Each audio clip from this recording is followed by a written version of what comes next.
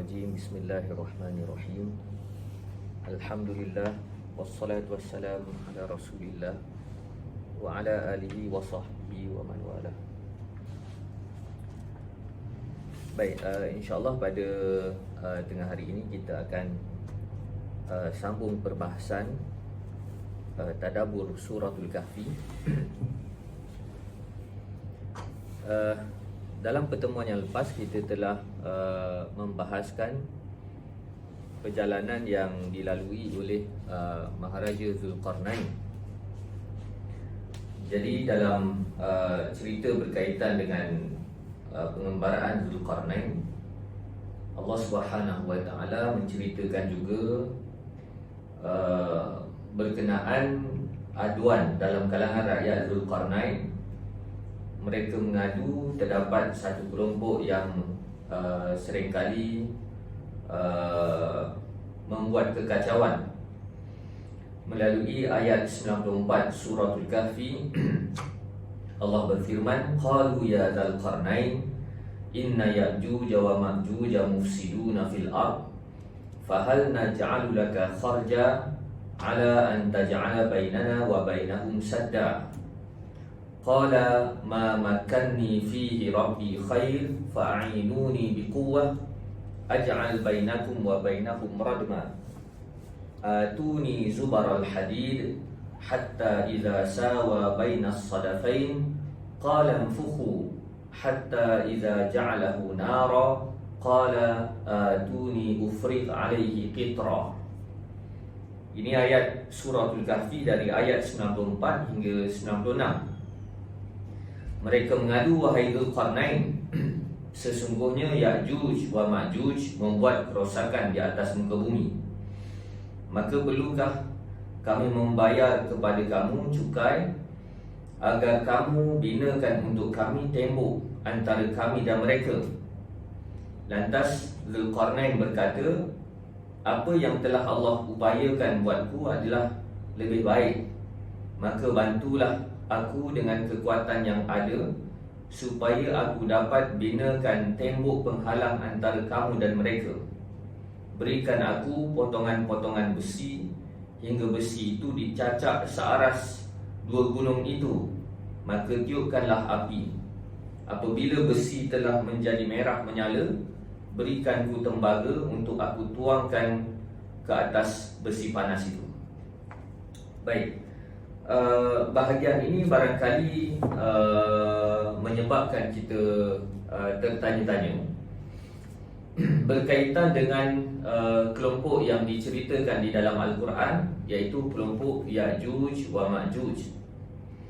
Kalau kita lihat di dalam Al-Quran, sebutan berkaitan dengan Ya'juj wa Ma'juj ini terdapat di dua tempat. Yang pertama suratul Kahfi dan yang kedua dalam suratul Anbiya. Dalam suratul Anbiya, dalam suratul Kahfi kita baca sebentar tadi.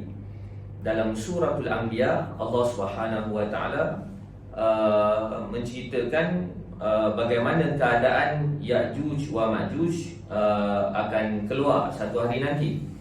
Allah katakan wa hum min kulli hadabin yansilun, iaitu mereka akan keluar dengan kadar kecepatan yang tinggi dari tempat yang tinggi.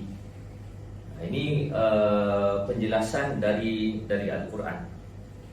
Baik, jadi untuk kita memahami hakikat Ya'juj wa Ma'juj ini, kita perlu melihat hadis-hadis Nabi SAW yang menceritakan berkenaan hakikat Ya'juj wa Ma'juj.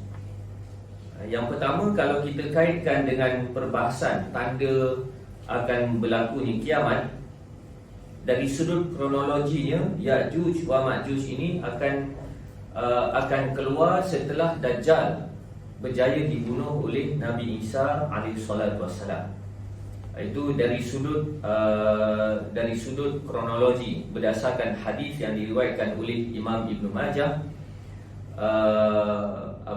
Nabi Isa AS mengatakan,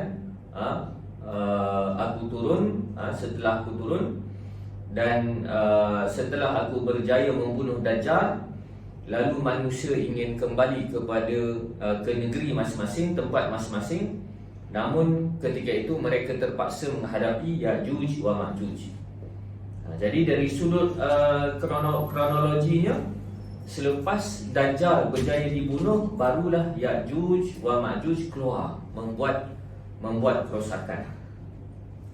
Baik, siapakah Ya'juj wa Ma'juj ini? Secara pastinya kalau kita melihat hadis Nabi SAW,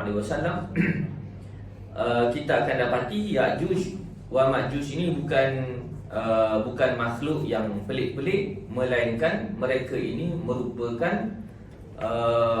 merupakan manusia macam kita. Manusia macam kita, keturunan Nabi Adam. Ini kalau kita lihat dalam hadis yang diriwayatkan oleh Tabarani, begitu juga hadis yang membawa maksud yang sama disokong oleh Imam Bukhari, mengatakan inna Ya'juj wa Ma'juj min waladi Adam. Sesungguhnya Ya'juj wa Ma'juj adalah daripada anak Adam. Maksudnya manusia macam kita, bukan makhluk pelik-pelik lah. Bukan makhluk pelik-pelik. Kerana kalau kita lihat, ramai juga yang berspekulasi. Ya'juj wa Ma'juj ini siapa? Dan spekulasi yang paling jauh sekali yang saya pernah jumpa, ada yang mengatakan Ya'juj wa Ma'juj ini adalah lava gunung berapi. Lava gunung berapi. Kerana mengambil ayat Al-Quran dari suratul Anbiya, wa hum min kulli hadabin yansilun, iaitu Ya'juj wa Ma'juj akan keluar dari tempat tinggi dengan kelajuan tinggi.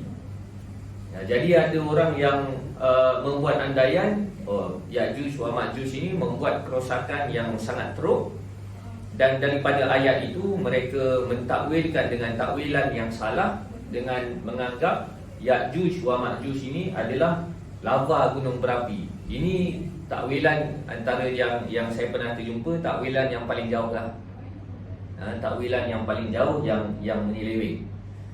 Sedangkan Nabi SAW menjelaskan bahawasanya Ya'juj wa Ma'juj manusia biasa macam kita.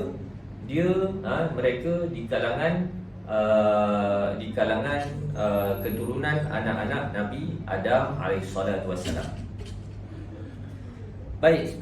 Jadi bila disebutkan berkaitan dengan tembok, berkaitan dengan tembok Ya'juj wa Ma'juj, dari hadis Nabi SAW, hadis yang sahih.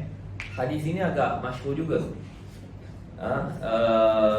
Diceritakan oleh Zainab binti Jahsh, anna Nabi SAW dakhala 'alaiha farigha yaqul la ilaha illallah wailul lil arab min syarrin qad iqtarab futiha al-yawma min rajmi Ya'juj wa Ma'juj mislu hadhihi wa halaqa bi isba'ihi al-ibham wallati taliha.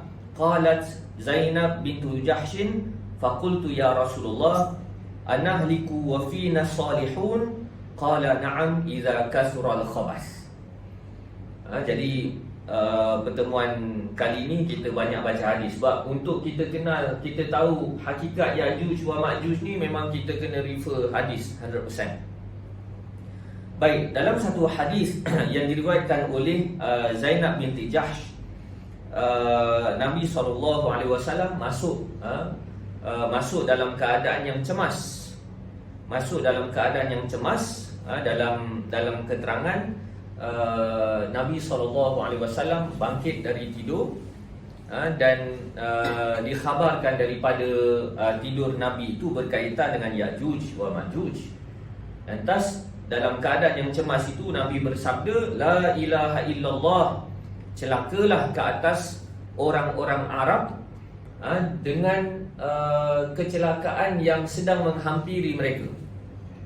Jadi kalau kita melihat kerosakan masyarakat Arab pada hari ini, barangkali kena dengan hadis.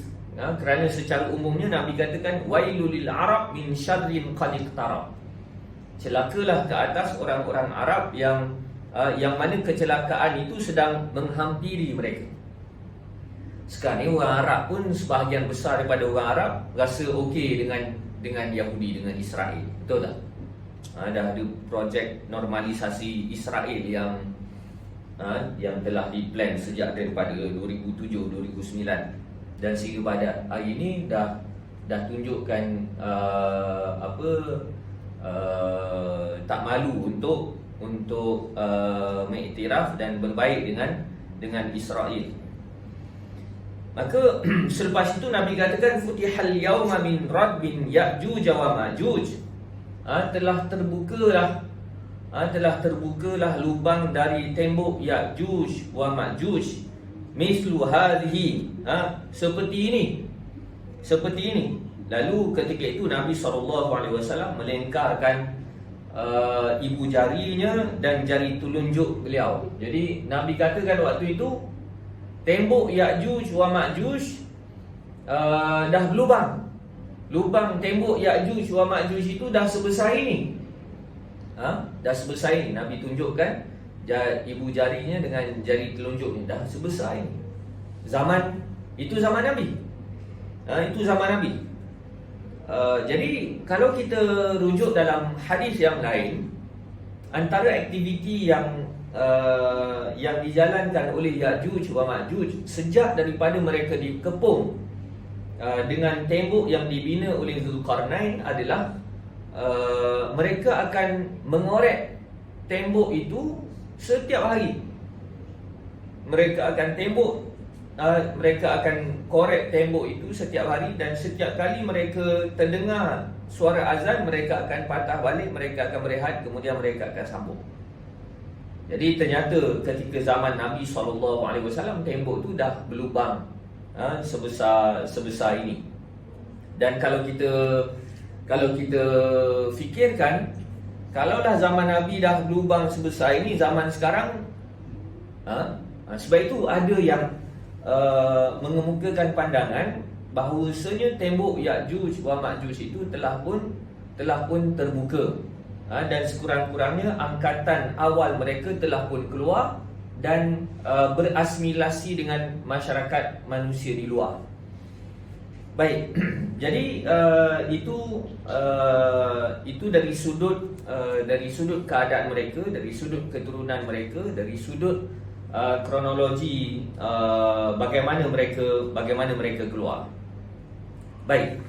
Jadi kalau kita lihat di dalam hadis-hadis yang lain, kita akan mendapati apa yang mereka lakukan adalah antaranya mereka mengisytiharkan mahu menguasai dunia. Setelah mereka keluar, mereka mengisytiharkan mereka mahu menguasai dunia. Dalam satu hadis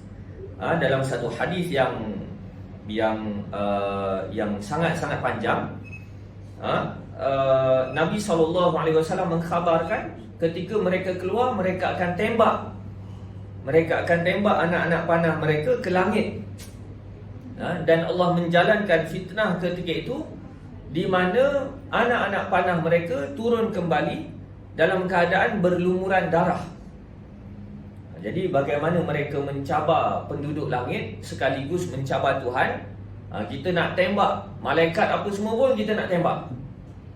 Jadi bila anak panah mereka turun balik dalam keadaan berlumuran darah, maka ketika itu mereka mendakwa mereka telah menawan penduduk langit.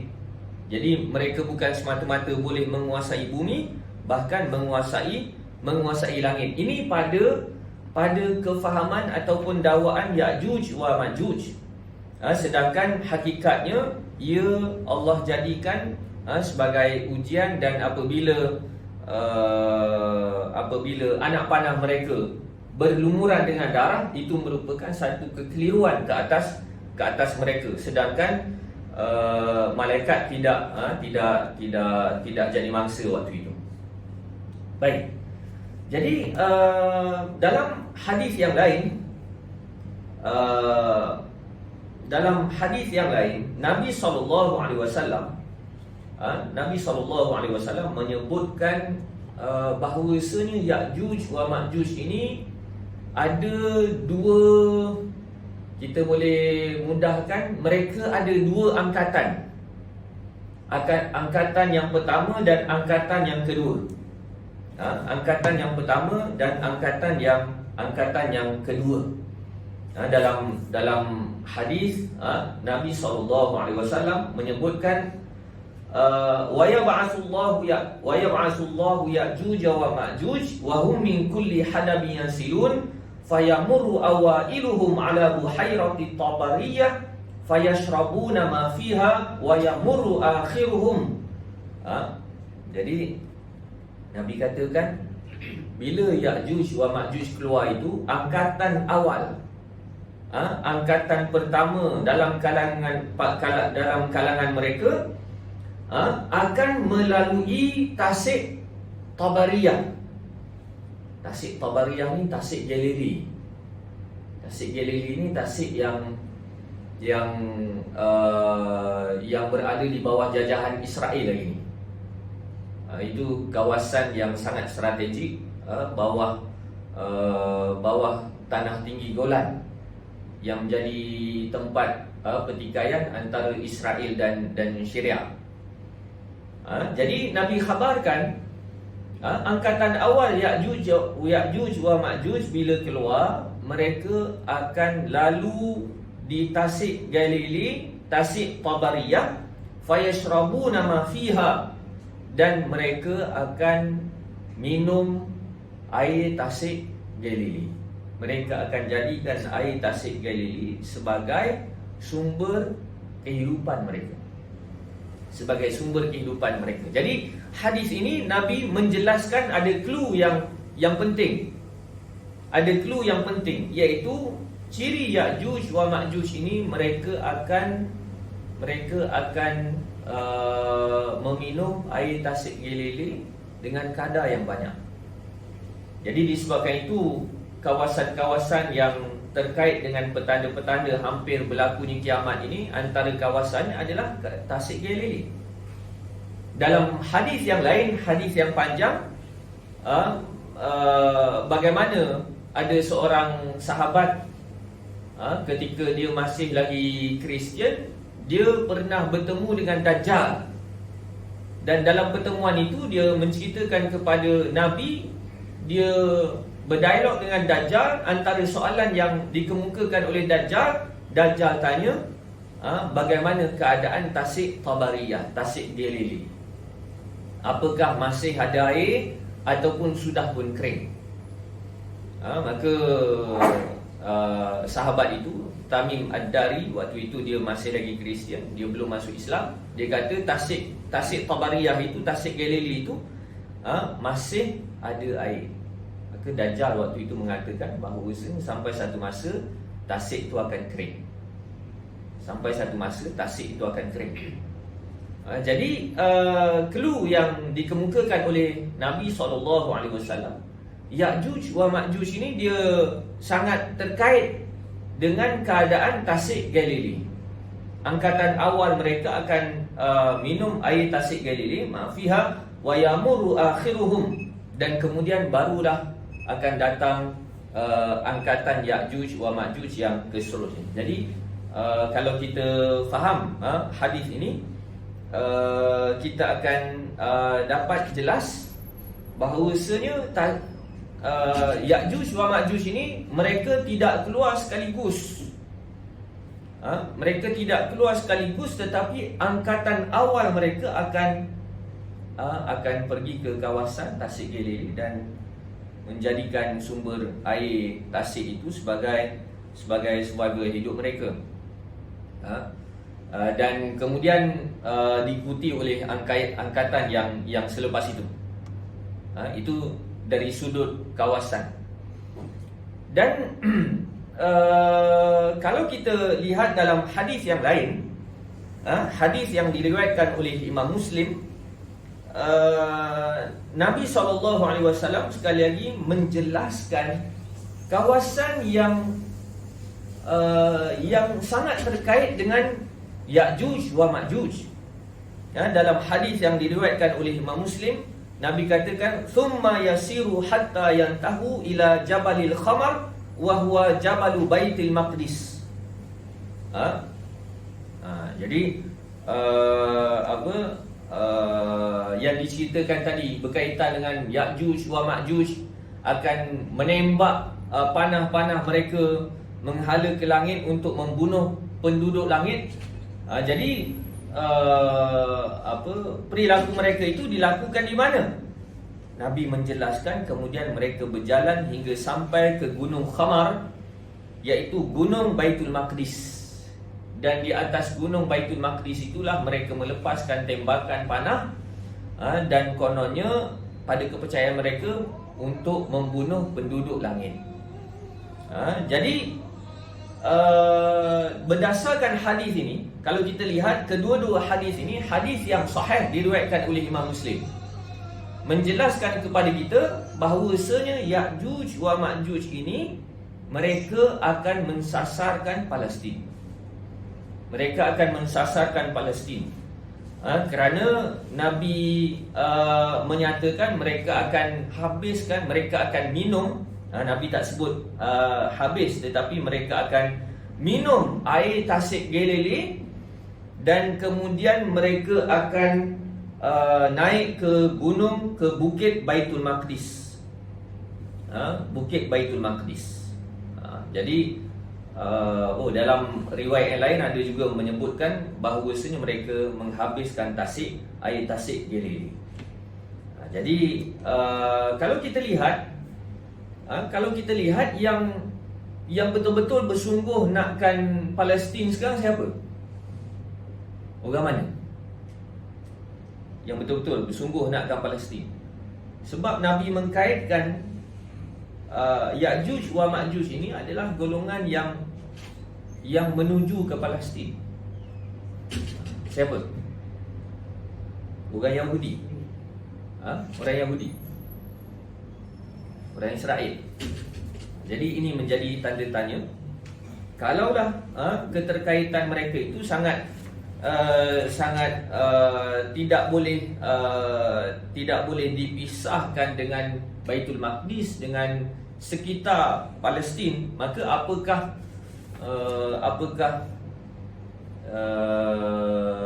Israel, orang Yahudi hari ini adalah Ya'juj wa Ma'juj? Jadi disebabkan itu, kalau kita lihat bahkan kajian dalam kalangan cendekiawan barat pun, mereka menjelaskan bahawasanya orang-orang Yahudi pada hari ini asal usul mereka berasal dari kawasan pergunungan yang telah kita bahaskan dalam pertemuan yang lepas, kawasan di sekitar Kaukasus. Jadi clue-clue itu kita dapat faham. Bahkan di kalangan, saya tak ingat siapa penulis,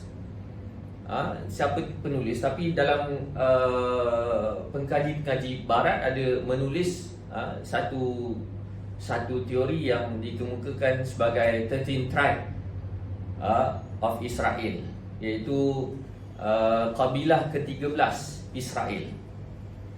Kabilah ke-13 Israel. Kerana Bani Israel yang kita baca dalam Al-Quran, mereka ada 12 kabilah. Mereka ada 12 kabilah. Anak beranak Nabi Yaqub itu ada 12, melahirkan 12 kabilah.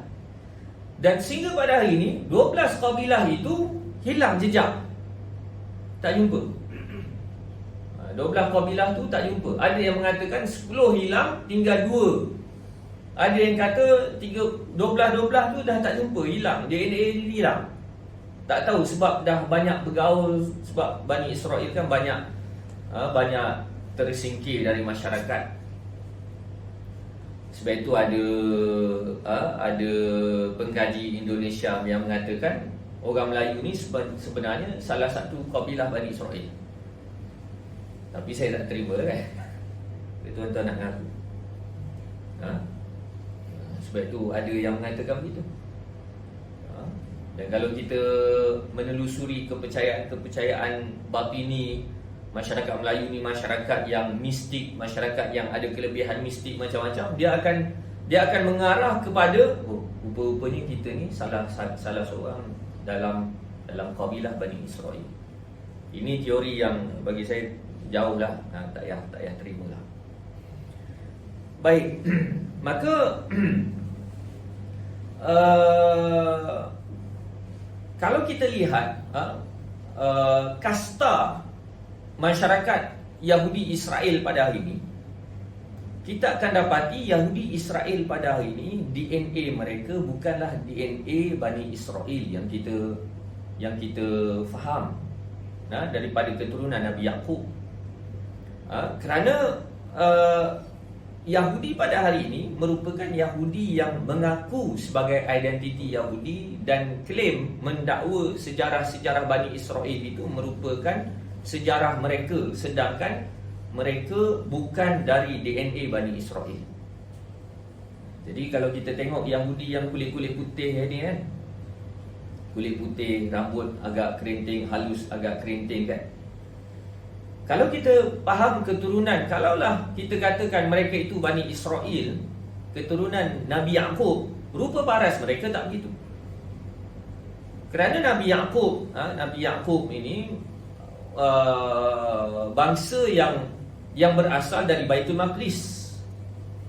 Orang yang sekitar yang berasal dari demografinya Asia Barat, Timur Tengah, rupa mereka bukan rupa macam orang putih ataupun Mark Zuckerberg apa, bukan. Rupa mereka rupa orang Timur Tengah, orang Asia Barat.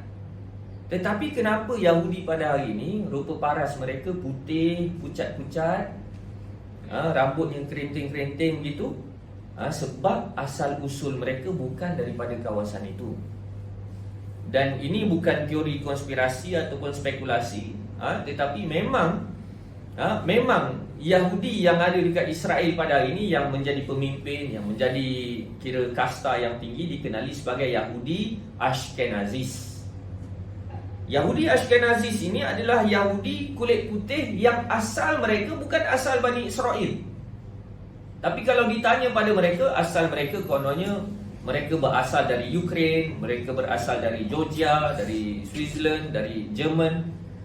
Mereka klaim asal mereka begitu. Tetapi sebenar-benarnya dari sudut sejarah, mereka itu asal dari kawasan tinggi, kawasan pegunungan Kaukasus, dan asal bangsa mereka dikenali sebagai bangsa Khazar.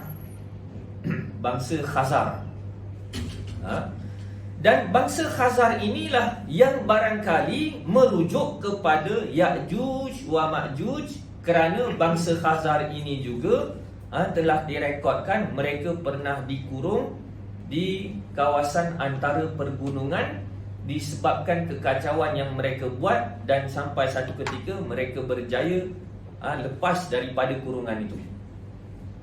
Jadi ini kalau tuan-tuan nak tengok, tuan-tuan boleh cari satu buku yang saya tak ingat orang putih tulis penulisnya namanya siapa, tapi tajuknya 13 Tribe, kabilah yang ke-13. Kabilah yang ke-13. Maksudnya mereka ini asal usulnya mereka bukan Yahudi, mereka bukan Bani Israel. Mereka menganut agama Yahudi, tapi mereka bukan keturunan Bani Israel. Mereka hanya bangsa yang tak ada kaitan dengan Bani Israel. Kemudian mereka mendakwa mereka sebagai Yahudi, dan mereka berasimilasi dengan masyarakat dunia, lantas diterima sebagai identiti bangsa Yahudi. Jadi ini sebagai satu penjelasan yang paling hampir dengan kefahaman yang boleh kita kutip daripada Al-Quran dan hadis. Jadi daripada bangsa Khazar itulah mereka memilih sebagai identiti Yahudi dan muncul dengan kasta Yahudi Ashkenazis hari ini. Dan kalau kita lihat perjalanan hidup mereka sama sebagaimana yang dijelaskan oleh Nabi SAW, bagaimana angkatan awal Ya'juj wa Ma'juj akan hidup bersumberkan tasik Tabariyah, tasik Galilea. Dan ternyata pada hari ini yang banyak menggunakan air tasik Galilea adalah rakyat Israel. Adalah rakyat Israel. Mereka gunakan air itu sebagai sumber makan minum, sebagai sumber pertanian. Dan memang sejak daripada tahun 2002 air tasik Galilea itu surut dijangkakan akan kering. Dia sentiasa surut. Tetapi tahun lepas, tahun 2021, saya dapati kalau tengok berita, air itu naik balik.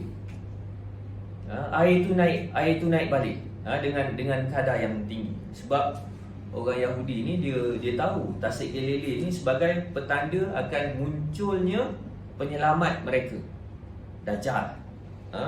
Jadi disebabkan itu kalau kita tengok dekat internet ada perkembangan dari masa ke semasa, mereka mengira paras air tasik Galilea. Baik. Jadi itu angkatan awal yang membabitkan kawasan Bukit Baitul Maqdis, tasik Galilea. Kita kena faham kawasan itu terkait dengan kawasan Ya'juj wa Ma'juj. Jadi kalau berdasarkan hadis-hadis dan fakta keterangan yang telah dijelaskan tadi, apakah Ya'juj wa Ma'juj dah keluar hari ni? Dah keluar ke belum? Berdasarkan apa yang saya faham, angkatan awal dah keluar.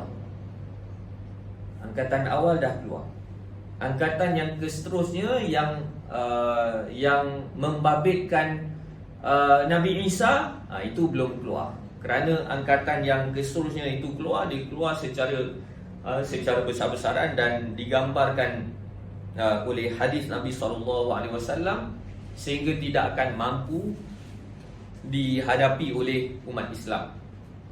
Jadi ada satu hadis yang menyebutkan bagaimana apabila selepas Dajjal berjaya dibunuh oleh Nabi Isa, ketika itu umat Islam semua nak balik ke rumah masing-masing, dia nak selesailah misi.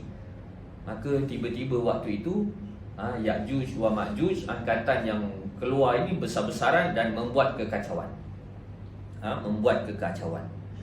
Maka bila mereka itu keluar, Nabi katakan fayarghabu Nabiyullahi Isa wa ashabuhu fayursilullahu alaihim munaghaf fi riqabihim fayusbihuna farsa kamauti nafsin wahidah thumma yahbitu Nabiyullahi Isa wa ashabuhu ilal ard fala yajiduna fil ard mawdi'a shibrin illa mala'ahu zahmuhum wa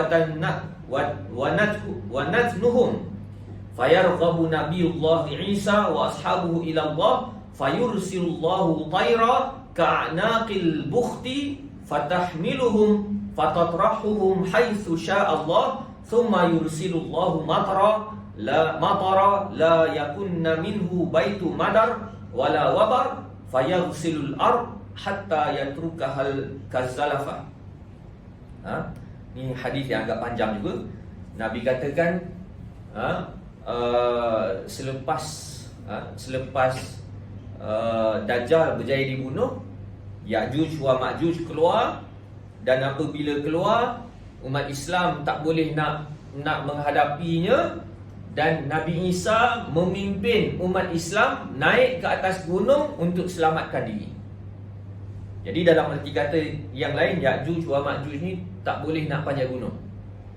Dan ada juga yang menjelaskan gunung yang menjadi saksi Nabi Isa menyelamatkan umat Islam naik ke atas gunung itu adalah gunung Tur Saina, gunung Sinai, Mesir.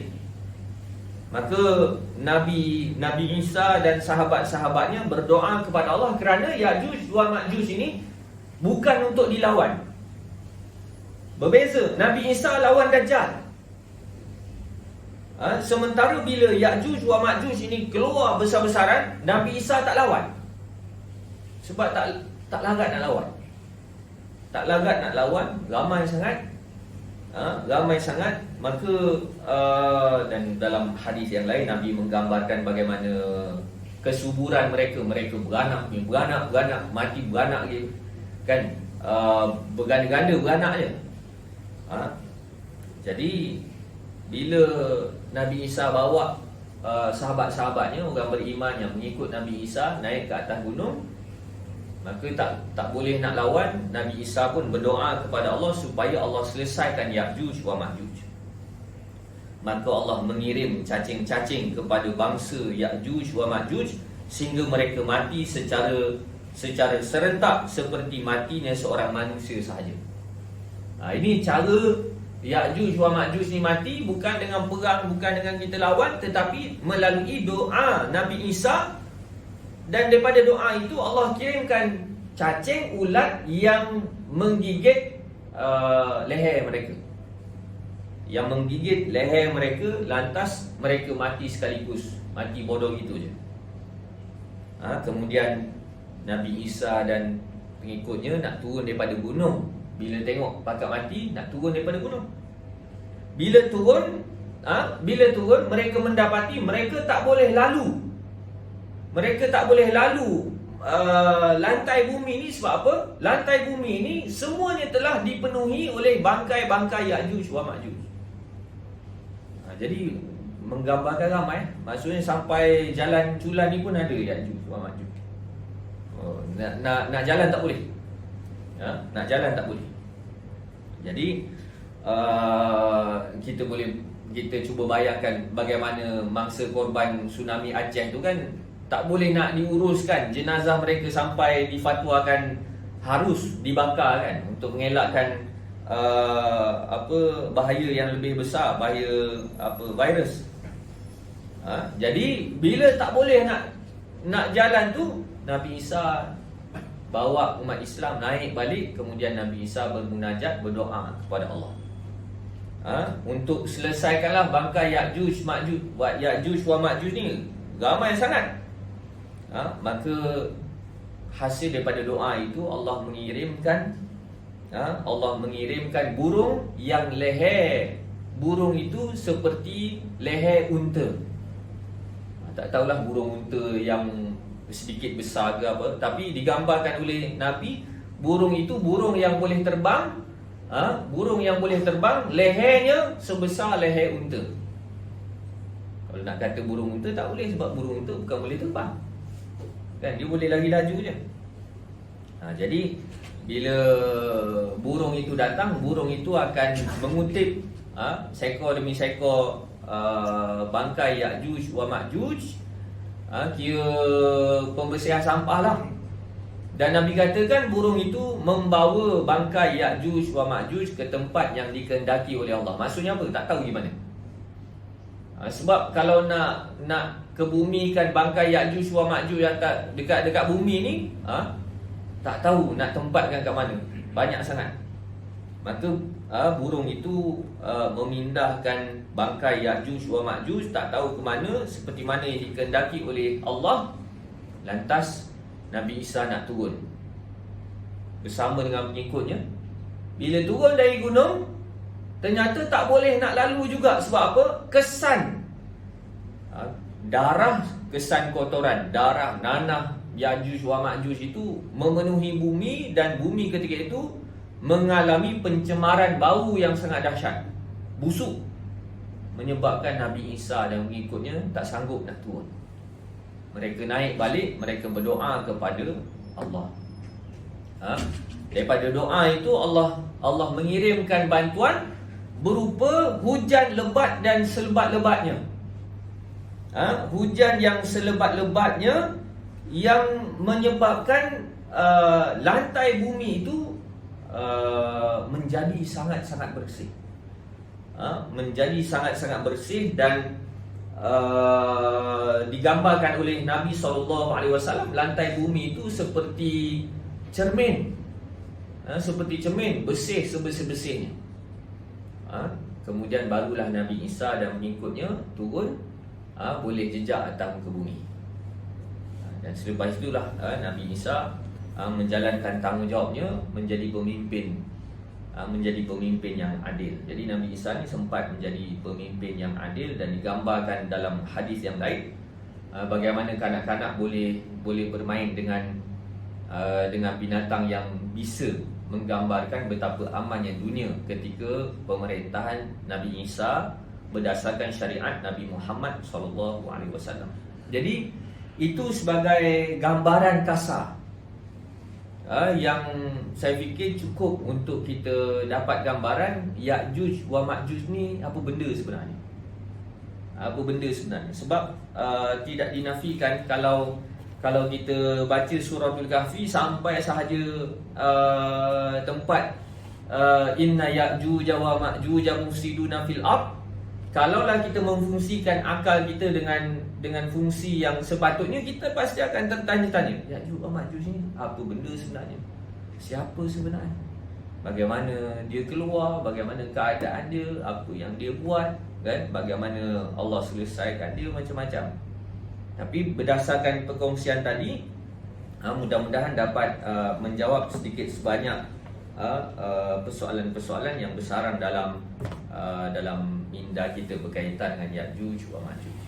Jadi rasa sekadar itu sahaja untuk tengah hari ini. Wallahu a'lam. Assalamualaikum warahmatullahi wabarakatuh.